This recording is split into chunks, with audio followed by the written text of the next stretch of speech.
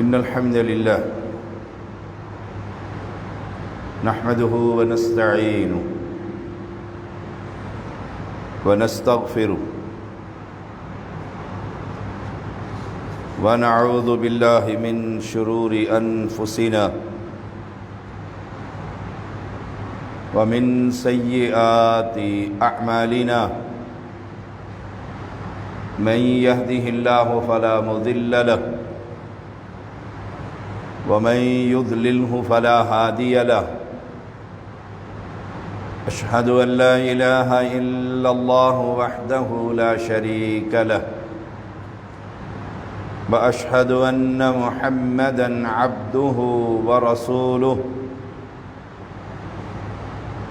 أما بعد فإن خير الحديث كتاب الله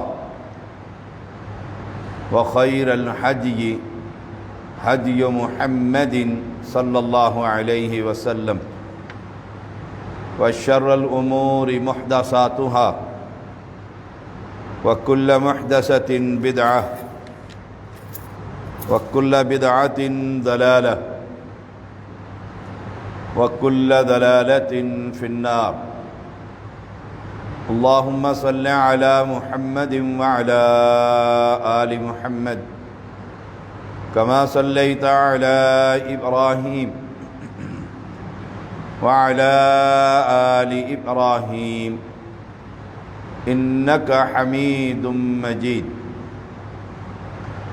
اللهم بارك على محمد وعلى آل محمد كما باركت على إبراهيم وعلى آل إبراهيم إنك حميد مجيد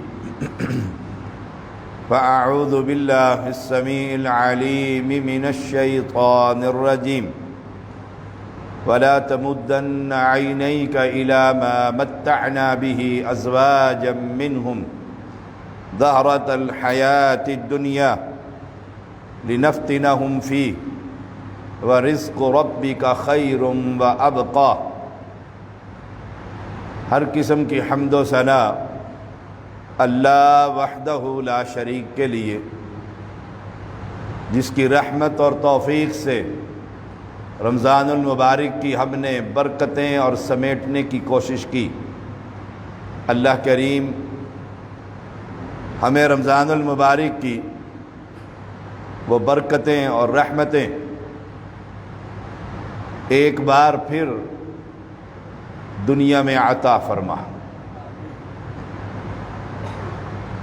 انگن درود و سلام محمد الرسول اللہ صلی اللہ علیہ وسلم پر،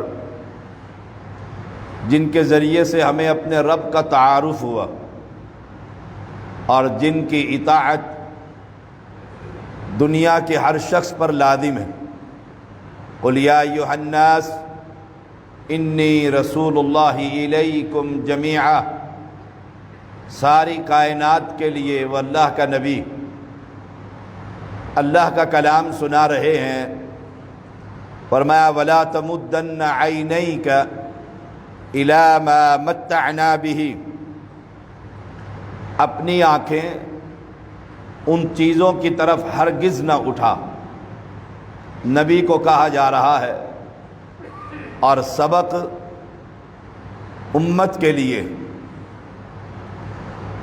الی ما متعنا بہ ازواجا منہم، جو ہم نے ان کے مختلف قسم کے لوگوں کے لیے زہرۃ الحیات الدنیا، دنیا کی زینت کے طور پر ہم نے دیے، یعنی دنیا کی طرف اور دنیا کی نعمتیں جو ہم نے لوگوں کو دی، ان کی طرف اپنی نگاہ کو مت اٹھا۔ نگاہ اٹھانا دنیا کی طرف جائز ہے، لیکن دیکھتے چلے جانے پر پابندی، یہ فرق یاد رکھیے گا۔ یہ دنیا کی نعمتیں، دنیا کی زینت، دنیا کا مال و متاع، دنیا کی چدراہٹ، جاہ و جلال، منصب، مومن کو اس کی طرف نگاہ نہیں اٹھانی چاہیے. کیوں؟ لِنَفْتِنَهُمْ فِيهِ، یہ تو ان لوگوں کی آزمائش کے لیے رب نے ان کو دنیا دی.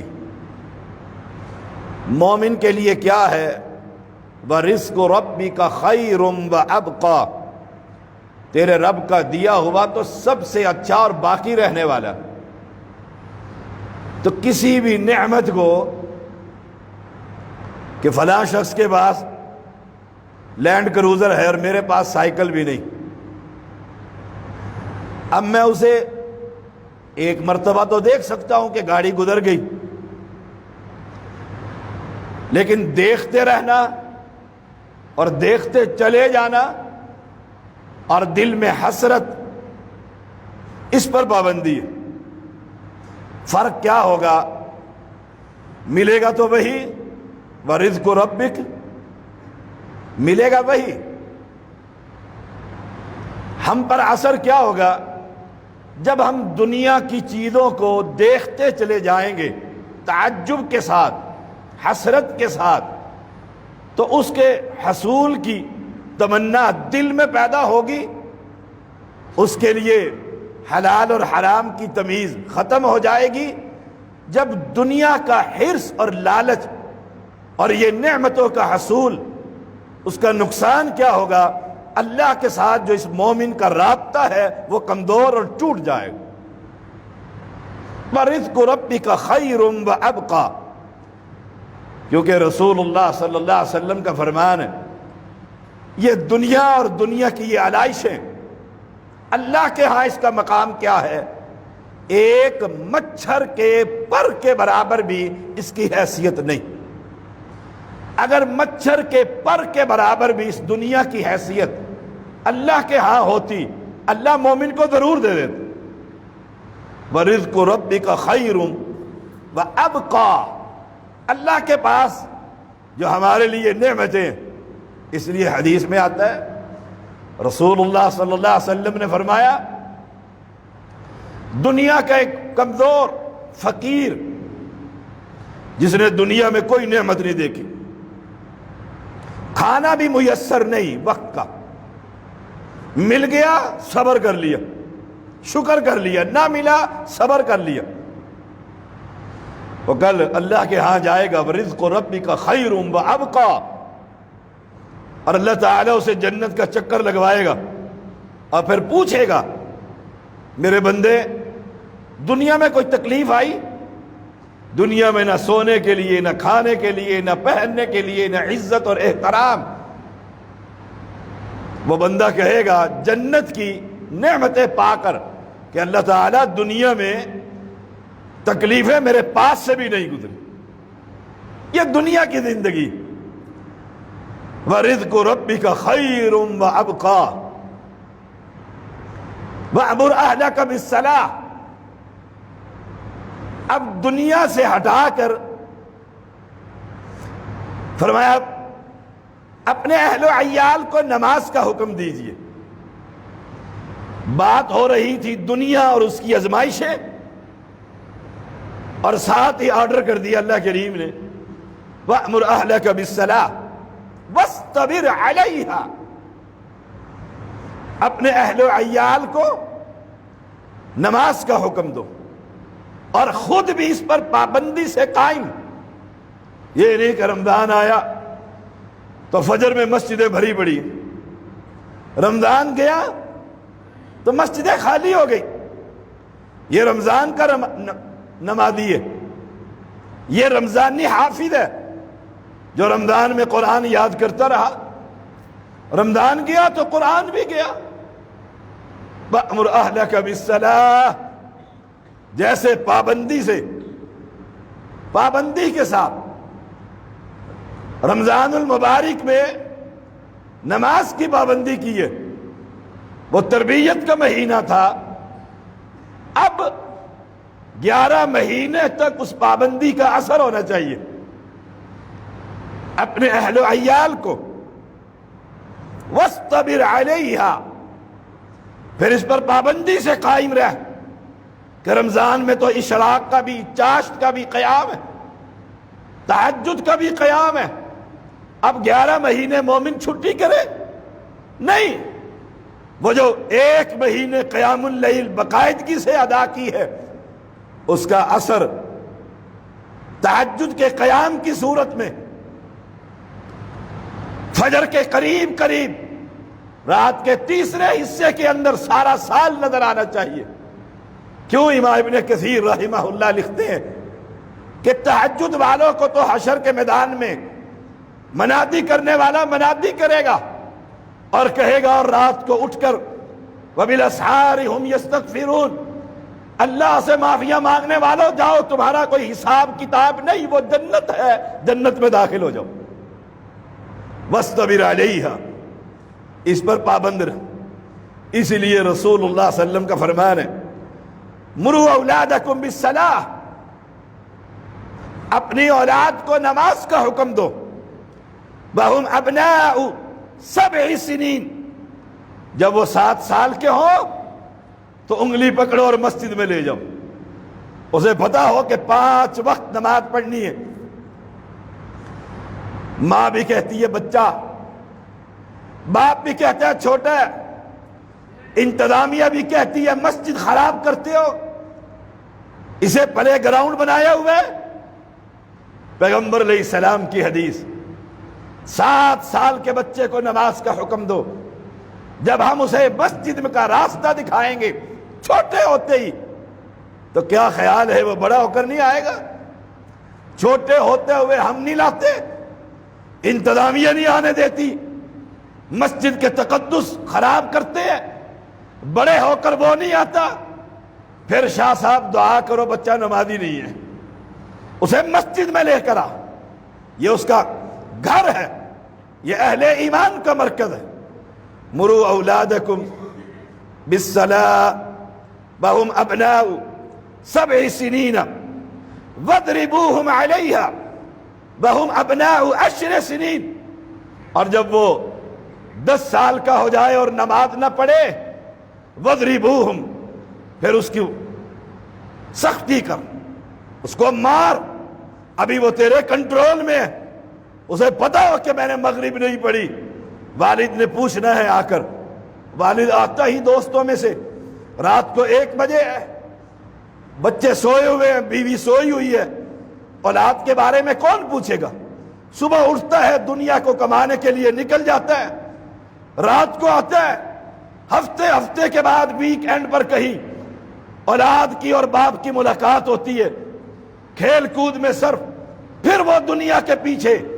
دیکھیے دنیا اور نبی کو کہا جا رہا ہے نماز، اولاد کو نماز، وَفَرِّقُوا بَيْنَهُمْ فِي الْمَضَاجِعِ، اب یہ 10 سال کے ہو گئے ہیں، ان کے بستر علیحدہ کر دیں، یہ حقیقی بھائی بہن ہے، یہ حقیقی بھائی ہے، ان سب کے بستر علیحدہ کر دو، اب ان کو اکٹھے نہیں سلانا۔ معاشرہ کہتا ہے اچھا بھائی بھائی بھی نہ سوئے، بہن بھائی ہے۔ یہ محمد الرسول اللہ صلی اللہ علیہ وسلم کا دین ہے کہ دنیا کی بجائے نماز، اب فائدہ کیا ہوگا؟ جب دنیا سے بے رغبتی کر کے نماز کی طرف آؤ گے تو جو دنیا کی وجہ سے تعلق کمزور ہوتا ہے، نماز میرا اور آپ کا تعلق اللہ کے ساتھ مضبوط کر دے گی۔ وَأْمُرْ أَهْلَكَ بِالصَّلَاةِ وَاسْتَبِرْ عَلَيْهَا لَا نَسْأَلُكَ رِزْقًا، ہم تجھ سے رزق کا سوال نہیں کرتے، نحن نرزقک، رزق تو ہم نے دینا ہے، رزق تو ہم نے دینا ہے، ہم تجھ سے کوئی سوال نہیں کر رہے، نحن نرزقک، رزق کی ذمہ داری تو ہماری ہے، حلال روزی اور طیب مال مقدار میں کتنے ہی کم کیوں نہ ہو، صبر اور غنا سے دل کو بھر دے گی، یاد رکھیے گا۔ اور راشی، چور اور ڈاکو، مسجدوں کے اندر چوریاں کرنے والے، معاشرے کے اندر گھروں کو لوٹنے والے، حرام کھانے والے، لوگوں کا مال دھوکے سے، یاد رکھیے گا دل کبھی غنا سے نہیں بھرے گا، کہے گا اور چاہیے، ابھی سٹیٹس اپ نہیں ہوا، بچیوں کی شادیاں کرنی ہے، لوگ آ کر گھر دیکھتے ہیں، سٹیٹس چیک کرتے ہیں، پھر یہ لوگوں کی چمڑیاں ادھیڑتا ہے۔ یہ غنا، دل کی تمنگری، حرام مال سے رب کبھی نہیں بھرے گا۔ لا نسألک رزقا نحن نرزقک۔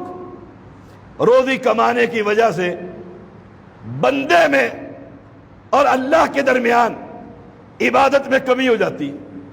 صبح نکلا، شام کو آیا، باجماعت نماز میسر نہیں، کہیں کوئی لیٹ پڑی، کوئی کچھ ہوا۔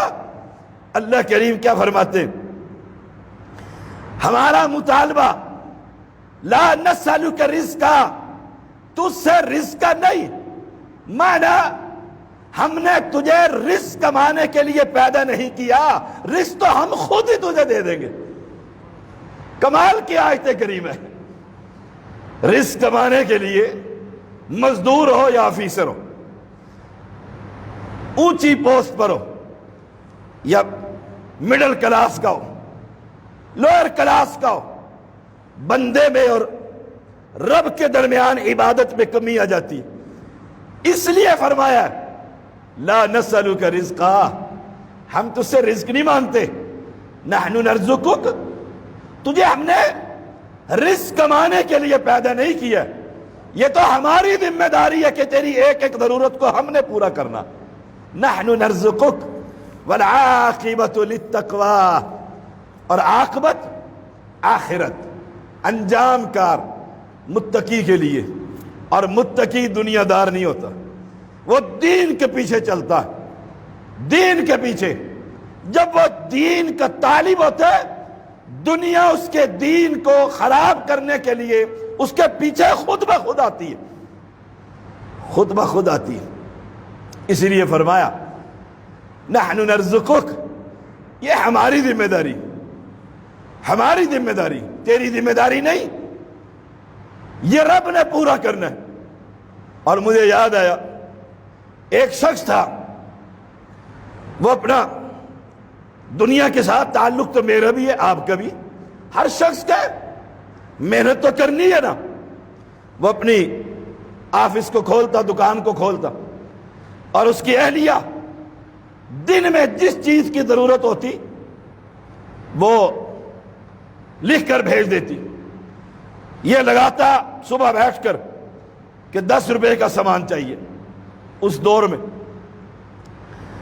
اور یہ دکان کھولتا، جو ہی 10 روپے کمائی ہو جاتی یہ دفتر بند کر دیتا اور مسجد میں جا کر اللہ کی عبادت کرتا کہ آج کی ضرورت پوری ہو گئی ہے، قرآن کی تلاوت کرتا، فرض نماز کا قیام باقاعدگی سے۔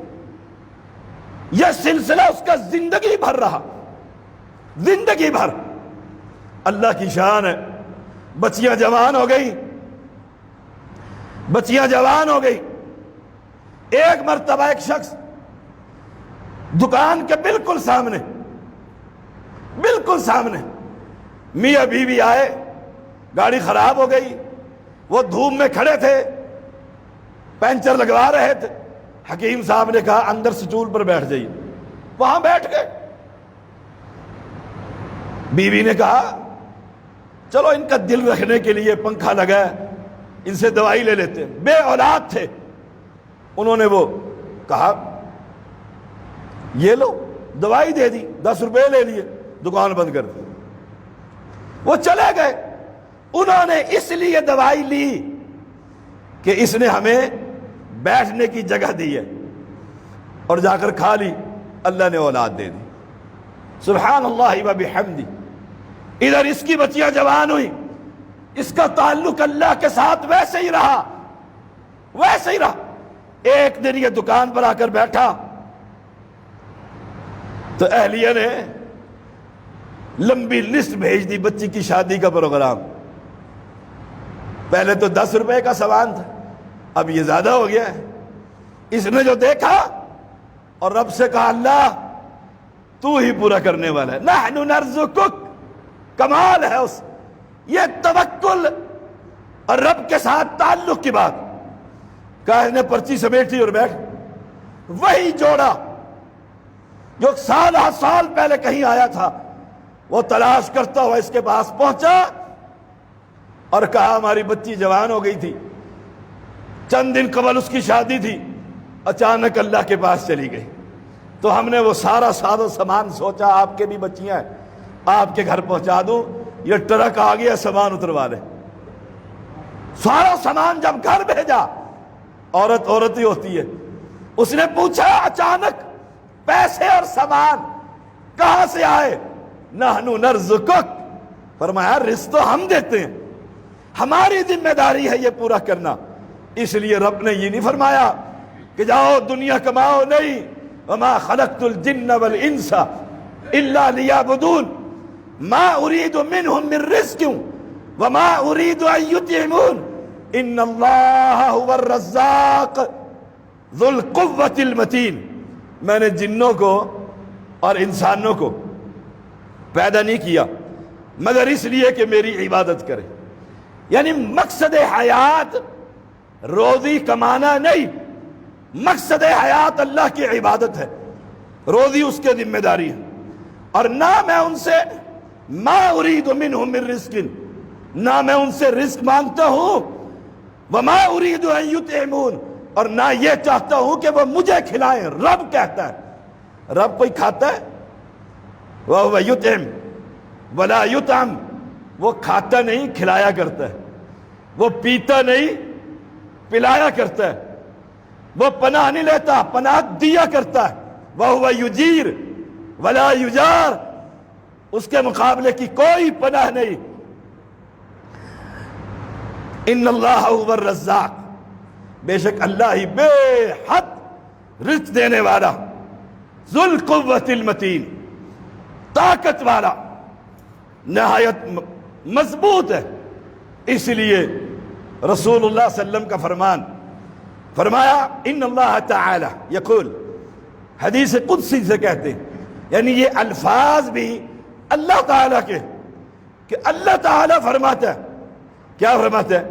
یا ابن آدم، او آدم کے بیٹے، تفرغ لعبادتی، اپنے آپ کو میری عبادت کے لیے فارغ کر لے۔ تفرغ لعبادتی، میری عبادت کے لیے اپنے آپ کو فارغ کر لے۔ املأ صدرک غنا، میں تیرے سینے کو تونگری سے بھر دوں گا، تجھے روپیہ ہی اتنا بڑا لگے گا کہ وہی ختم نہیں ہوتا۔ اور مجھے یاد ہے میں نے ایک وکیل کو سمجھایا کہ حلال کھائیں، ایسا کوئی کیس نہ لے جو ظلم پر مبنی، کیونکہ قاتل کا بھی وکیل اور مقتول کا بھی وکیل، جھوٹے کا بھی وکیل، سچے کا بھی وکیل۔ میں نے اسے سمجھایا، اس کی عقل میں یہ بات آ گئی۔ کچھ دنوں کے بعد ملا، بڑا مسکرایا اور کہتا میں حیران ہوں، پہلے اتنے لاتا تھا اور پورا نہیں ہوتا تھا، اب اتنے سے لاتا ہوں وہی ختم نہیں ہوتے۔ کیوں؟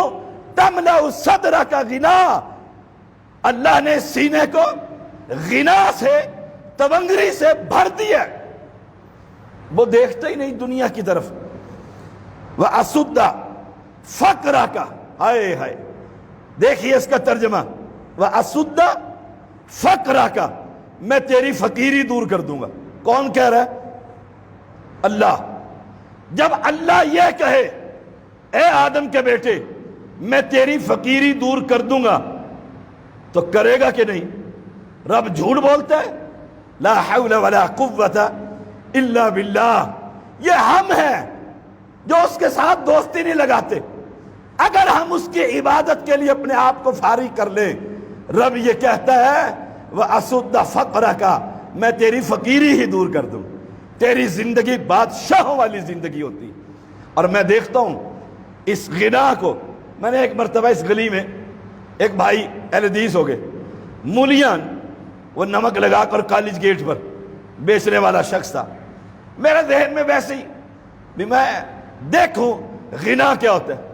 میں نے اس سے پوچھا کہ آپ صبح نکلتے ہیں اور 2:30-3 بجے وہ کالج بند ہو جاتے ہیں، اور آپ یہ اپنا ٹوکرا سا کتنا ہے، کتنی مولیاں ہوں گی بیچ کے سنائیں گزارا کیسے ہوتا ہے؟ چودھری صاحب کہنے لگا اللہ کا بڑا ہی شکر ہے، ٹاپ کلاس گزارا ہوتا ہے۔ یہ ہے غنا۔ اب اندازہ لگائے کتنا کماتا ہوگا وہ، اصل کیا ہوگی اور پرافٹ کیا ہوگا۔ سبحان اللہ و بحمدی، سبحان اللہ العظیم۔ اور اب سزا سنیے، یہ تو تھی نا عبادت کا انعام۔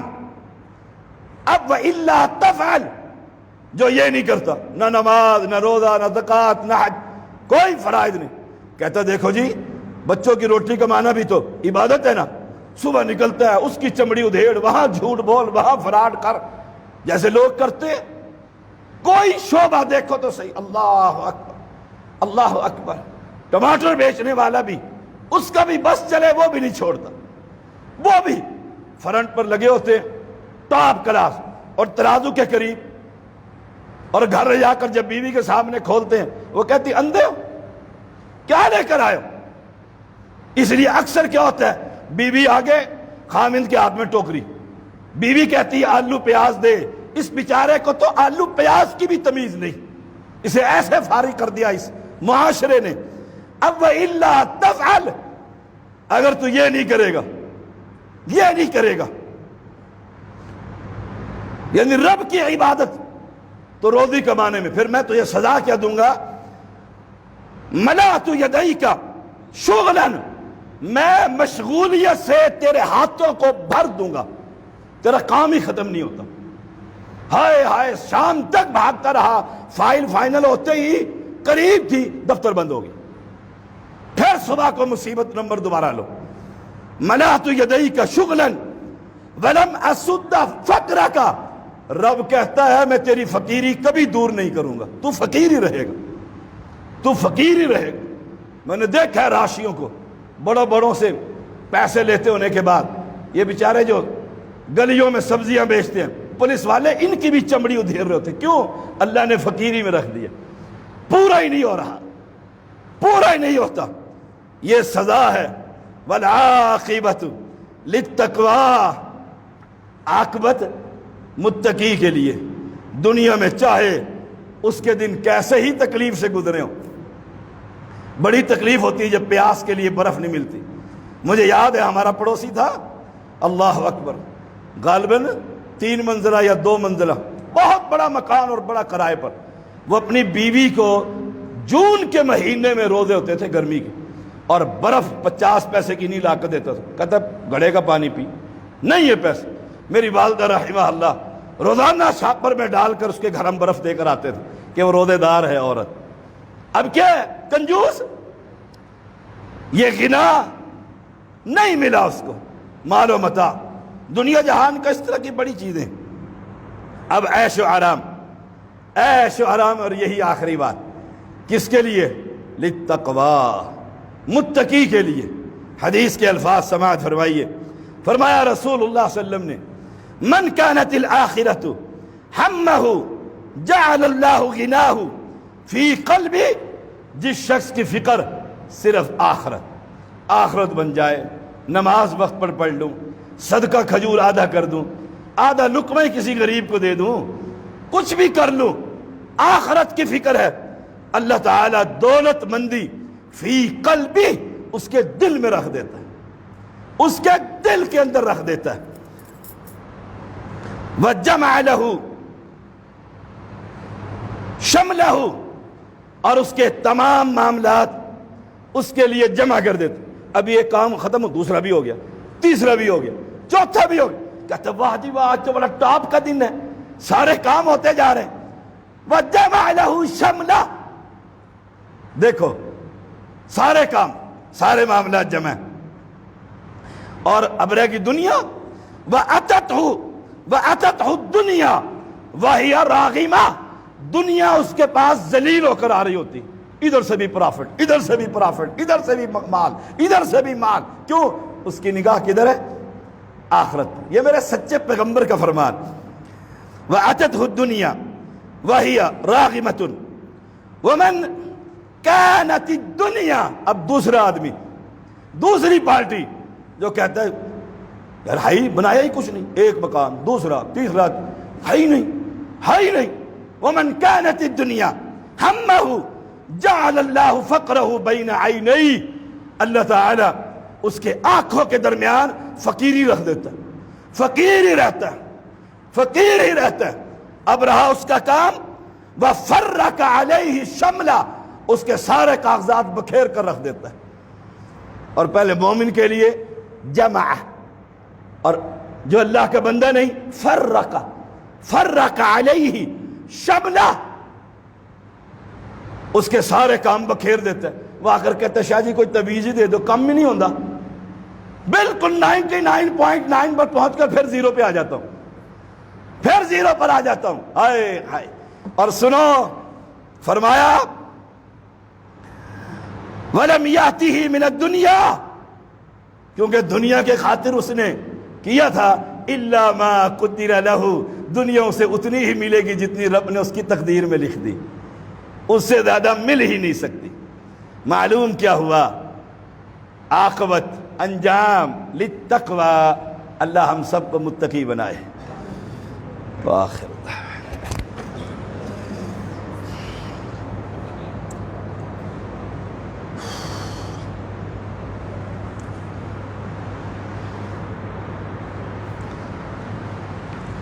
إن الحمد لله نحمده ونستعينه ونستغفره ونعوذ بالله من شرور أنفسنا ومن سيئات أعمالنا، من يهده الله فلا مضل له ومن يضلله فلا هادي له، أشهد أن لا إله إلا الله وحده لا شريك له، وأشهد أن محمدًا عبده ورسوله، أما بعد فإن خير الحديث كتاب الله، وخير الهدي هدي محمد صلى الله عليه وسلم، وشر الأمور محدثاتها، وكل محدثة بدعة، وكل بدعة ضلالة، وكل ضلالة في النار۔